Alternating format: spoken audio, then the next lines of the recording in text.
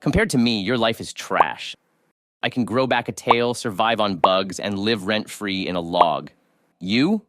You need vitamins, taxes, and therapy just to make it through the week. But this isn't about me, it's about you. You were born crying, and honestly, fair enough, you just got kicked out of your 9-month all-inclusive spa package. Warm, cozy, fed through a tube like royalty. No bills, no drama, just floating in amniotic bliss.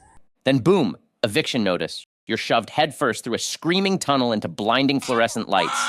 Now you're out here, naked and screaming, with some stranger staring into your mom's crotch like it's the season finale of Stranger Things.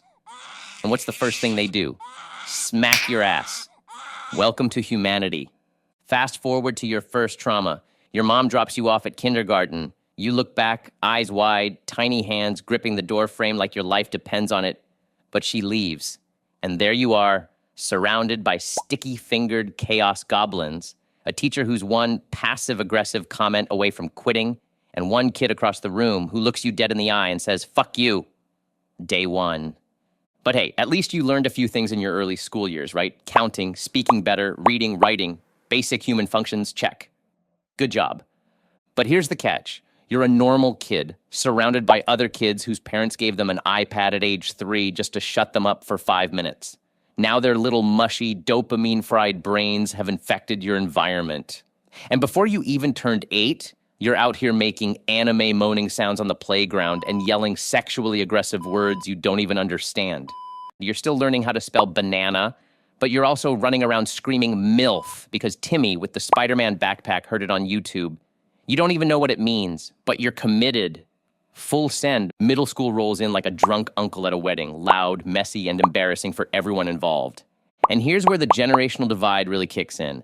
Back in the 90s, middle school drama was passing crumpled up notes that said, "Do you like me?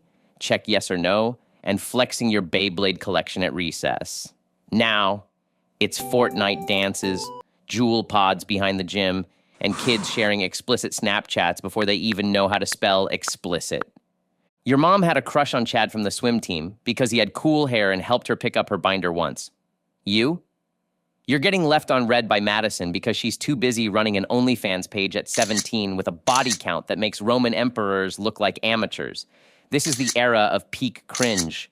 Your body starts throwing hormones at the wall like it's playing darts blindfolded, and your emotions are so unstable they make cryptocurrency look consistent. Acne? Check. Your fashion sense? Somewhere between gifted child and dressed myself in the dark.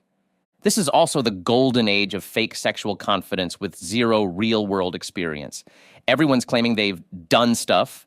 Meanwhile, the closest you've gotten to action is hugging your pillow and wondering if kissing uses tongue the whole time or just at the start. And you know Greg? Greg was there too, rocking an oversized tap-out shirt and talking about grinding with Stacy at the skating rink. Spoiler, he didn't. Stacy was at home playing Animal Crossing. Now high school hits. And this is where you're supposed to find yourself, right? Wrong. You spend 4 years speed-running identity crises. First year, emo phase. Second year, gym rat arc. Lasted 3 weeks. Third year, I'm deep into philosophy now. Translation, you watched a Joe Rogan clip once. Senior year, just tired. You go to parties. You drink warm beer from a solo cup while standing awkwardly in the corner because you only showed up to see if your crush would be there. Spoiler again. They're outside making out with your friend Kyle. Meanwhile, you're struggling to pass math because Becky in the back row keeps tapping her acrylic nails on the desk like she's trying to summon demons. Your teachers are on autopilot. Health class teaches you about the reproductive system with cartoon diagrams, but no one will explain taxes, mortgages, or how to properly talk to another human being without panicking. By the time you get your diploma, all you've really learned is how to dodge gym class, how to fake a book report, and that Greg is somehow still bragging about that one time he almost kissed a girl at band camp. Welcome to adulthood. Bills, rent, taxes, your first paycheck, gone before it even hits your account. Rent, Spotify, Netflix, car insurance, overpriced coffee, random OnlyFans subscription you forgot to cancel. And here comes the government with their hand out like, "Hey, buddy, don't forget your taxes." You try to date, big mistake. Clap emojis all around. Swipe right until your thumb cramps, match with a bot, or worse. Greg, he's on there too, bio says. Just looking for my player too. But hey, dating used to be different. Back in your parents' day, they'd meet at a bar, talk over a drink, maybe nervously ask each other out face to face like absolute psychos. Now, You're left swiping through profiles where half the bios say poly, pan, ethically non-monogamous, don't message if you're under six figures. And while your dad back in 93 was stoked to hold hands at the movies after 3 dates, these days you've got Lily Phillips and Bonnie Blue making headlines for setting the world record in 1,000 dudes in 24 hours. And they are proud of it. Maybe you settle down and find someone decent only to find out 2 months in that she used to be named Brian. Surprise! But say you have found the one and get married. You drop $30,000 on a wedding that everyone will forget except Aunt Karen, who complains about the chicken being dry. Then you have kids. Bold choice. You recreate the exact nightmare your parents went through. Sleep deprivation becomes your new lifestyle. Your kid throws up on your favorite hoodie. Your partner communicates with you through passive-aggressive fridge notes. The grind continues. You hate your job. Your boss is the kind of guy who drinks black coffee, replies with, "per my last email," and builds soul-crushing PowerPoints that make you question the meaning of life. So you tell yourself, screw this. I'll start my own business, be my own boss. 2 years of nonstop hustle, bloodshot eyes, sleepless nights, and enough ramen to give a sodium overdose to a blue whale. And just when you finally make $50,000, boom, taxes. The government slides in like, Oh, hey, mind if I take half of that? You're not your own boss. Uncle Sam is. Then middle age creeps up on you like a bill you forgot to pay. Slow at first, then all at once. You're not entirely sure when it happened. 1 minute you're hitting happy hour with friends, the next you're falling asleep during Netflix previews at 8:45 p.m. Your metabolism? Ghosted? Your waistline? Quietly expanding while you swear it's just water weight? Sure, your knees ache sometimes and your back throws in the occasional protest, but it's less about the pain and more about the exhaustion that clings to you like a wet towel. You start skipping plans, not because you're antisocial, but because the idea of leaving the house feels like preparing for a triathlon. Dinner parties? You RSVP, maybe, knowing full well you're going to bail.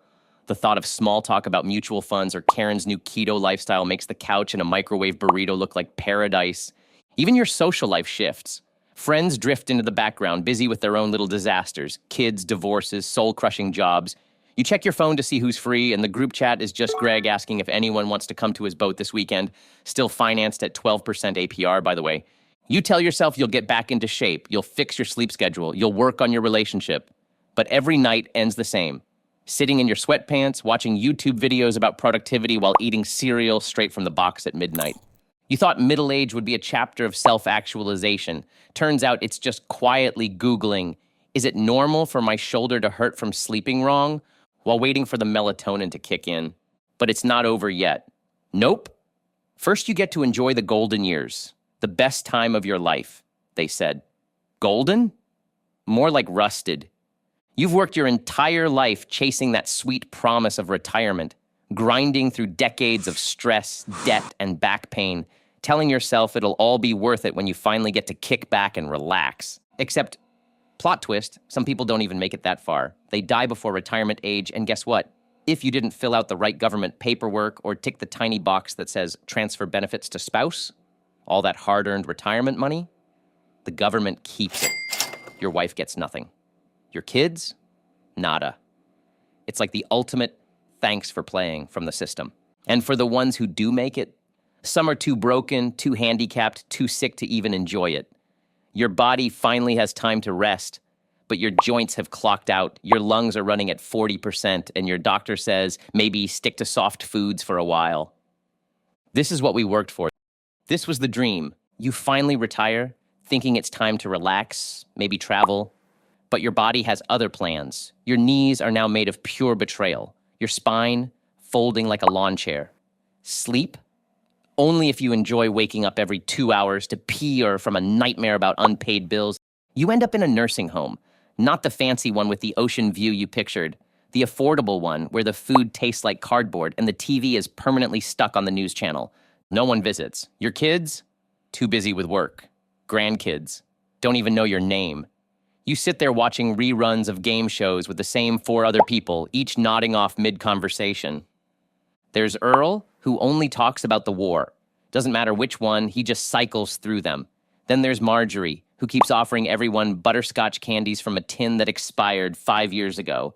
And of course, there's Linda, Quiet most days, just watching the pigeons out the window like the rest of us. But every now and then, she snaps, disappears from her chair, and somehow makes it halfway down Main Street before anyone notices. There she is, middle of the road, arms up, screaming, I'm on vacation! while traffic honks politely around her. Legend. The highlight of your week? Bingo night. But even that gets ruined because Greg, yeah, he's here too, keeps yelling, Bingo! before checking his card. Classic Greg. Then one day, your organs file for resignation. One by one, they peace out. Your heart calls it quits. Your lungs tap out. You die surrounded by beeping machines and a nurse named Ashley who's been on her feet for 12 hours and doesn't get paid enough for this. And yeah, the bill for your final week alive, $9,000. So yeah, your life as a human, it kind of sucks. But hey, at least you had thumbs and memes and that one good month in 2016 when everything almost felt okay. Hit that like and subscribe before your spine files for divorce.